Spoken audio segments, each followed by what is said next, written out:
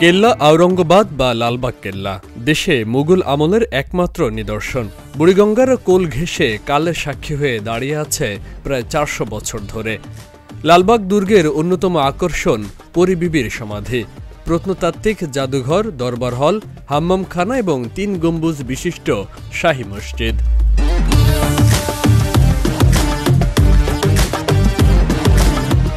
এখানকার স্থাপনায় ব্যবহার করা হয়েছে কোষ্টি পাথর, মার্বেল পাথর এবং বাহারি রঙের টালির মিশ্রণ।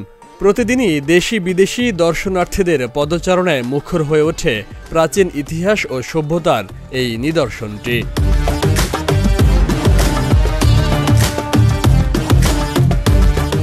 বহিঃশত্রুর আক্রমণ থেকে রক্ষায় 1678 সালে লালবাগ কেল্লার নির্মাণ কাজ শুরু করেন তৎকালীন মুঘল সুবাদার আজম শাহ।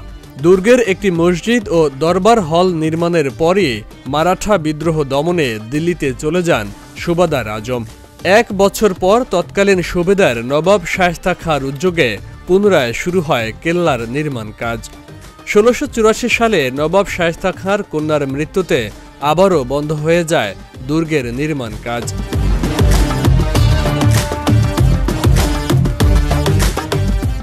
দুর্ভাগ্যের কারণ ভেবে পুরোপুরি নির্মিত হয়নি দুর্গ। পরী বিবির মৃত্যুর পর তাকে দুর্গে নির্মাণাধীন মসজিদ ও দরবার হলের মাঝখানে চিরনিদ্রায় সমাহিত করা হয়। ঢাকা থেকে মুর্শিদাবাদে বাংলার রাজধানী স্থানান্তর হওয়ায় ঢাকা ত্যাগ করেন নবাব শায়েস্তা খাঁ।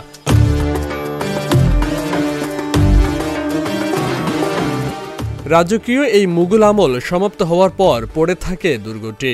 1844 সালে এলাকাটির প্রাচীন নাম আওরঙ্গাবাদ পরিবর্তন করে দেয়া হয় লালবাগ।